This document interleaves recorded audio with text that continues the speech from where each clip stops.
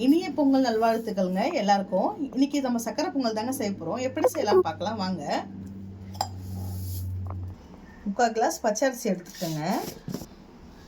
இதுலேயே 1/4 கப்பு நம்ம பச்சை பருப்பு எடுத்துக்கலாங்க. இது ரெண்டும் மிக்ஸ் பண்ணிக்கலாம். இப்போ நல்லா ஒரு அரை மணி நேரம் ஊற வைக்கலாங்க.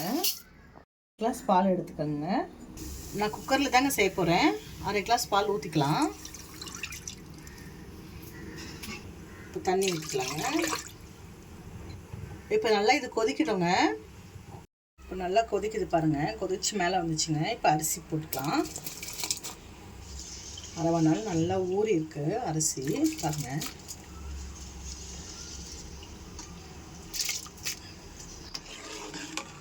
இப்போது குக்கரை மூடி ஒரு 2 விசில் மட்டும் விட்டுக்கலாங்க. வெல்லம் நல்லா உடச்சி இதில் போட்டு தண்ணி கொஞ்சமாக ஊற்றிக்கலாங்க. இந்த வெல்லம் கரையிற வரைக்கும் தண்ணி ஊற்றிக்கோங்க. கொஞ்சமாக, ரொம்ப ஊற்றாதீங்க, கொஞ்சமாக ஊற்றுங்க. கொஞ்ச நேரம் கரையிட்டோங்க. ஸ்டவ்வில் வச்சு நம்ம கரைய விடலாம் வெல்லத்தை. வெல்லம் நல்லா காசி வடிகட்டி வச்சுருக்கோங்க. பாருங்கள் 2 விசில் எடுத்தாச்சுங்க. பாருங்கள் நல்லா வெந்திருக்கு பாருங்கள். நல்லா வேகணுங்க.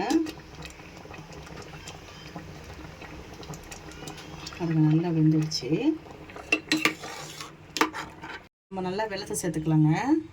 நல்லா குழஞ்சி வந்திருக்கு பாருங்கள்.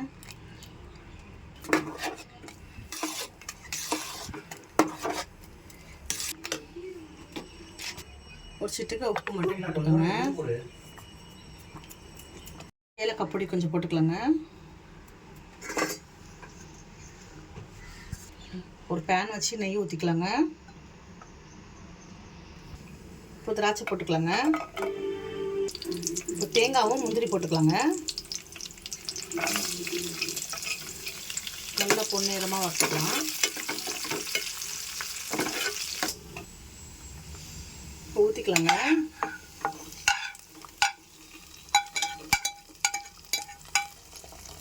நல்லா கிளறிக்கலாம். இவ்வளோதாங்க, சக்கரை பொங்கல் ரெடி ஆயிடுச்சுங்க. இப்போ டேஸ்டிங் கொடுத்துக்கலாங்க. பாருங்கள் ரெடி ஆயிடுச்சு. இப்போ நம்ம டேஸ்டிங் பார்த்துட்டு சொல்லிடலாங்க. சூடாக இருக்குங்க, சூப்பராக இருக்குங்க. கண்டிப்பாக உங்கள் வீட்டில் ட்ரை பண்ணுங்கள். இனிய பொங்கல் நல்வாழ்த்துக்கள்ங்க எல்லாருக்கும். நல்லா ஹாப்பியாக இருங்க. பாய்ங்க.